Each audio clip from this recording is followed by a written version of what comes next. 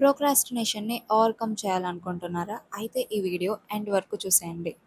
ఏదైనా టాస్క్‌ని అదే పనిగా అవాయిడ్ చేస్తున్నారా? అయితే మీకున్న ప్రాబ్లమ్‌ని డిఫరెంట్ పార్ట్స్ కింద డివైడ్ చేయండి. అండ్ ఈచ్ పార్ట్ పైన వర్క్ చేసి దాన్ని ఫినిష్ చేయండి. లెట్స్ సే ఏదైనా ఒక ఇంపార్టెంట్ చాప్టర్ చదవాలనుకుంటే, ఆ చాప్టర్‌లో ఇంపార్టెంట్ టాపిక్స్ అన్నీ డివైడ్ చేసుకుంటూ ఈచ్ టాపిక్‌ని చదువుకోండి. ఎంతసేపు బిజీగా ఉంటాం, వర్క్ చేస్తాం. అయినా కానీ రిజల్ట్స్ రావట్లేదు. ఇలా గనుక ఉంటే కంగ్రాచ్యులేషన్స్, మీరు కూడా ఒక ప్రోక్రాస్టినేటరే.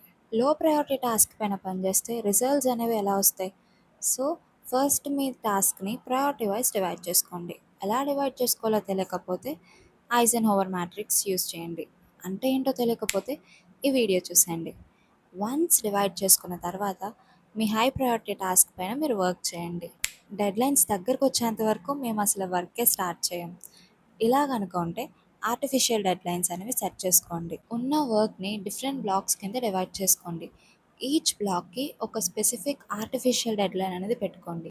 డెడ్లైన్స్ పెట్టారు కాబట్టి ఖచ్చితంగా డెడ్లైన్ కన్నా లోపు ఫినిష్ చేస్తారు.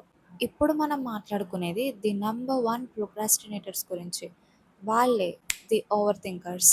వీళ్ళు అసలు ఏం చేయాలి, ఎలా చేయాలి, ఇవన్నీ ఆలోచిస్తారు, కానీ ఒక్కటి మాత్రం చేయరు.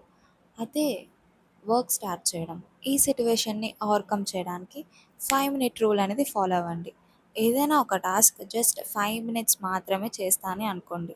ఒక్కసారి వర్క్ స్టార్ట్ చేయడం మొదలుపెట్టిన తర్వాత దాన్ని ఫినిష్ చేస్తారు. సో ఫైనల్‌గా ఏ టైప్ ఆఫ్ ప్రోక్రాస్టినేటర్స్ ఉంటారో అండ్ ఆ సిట్యుయేషన్స్‌ని ఎలా ఓవర్కమ్ చేయాలి, ఇవన్నీ చూసాం.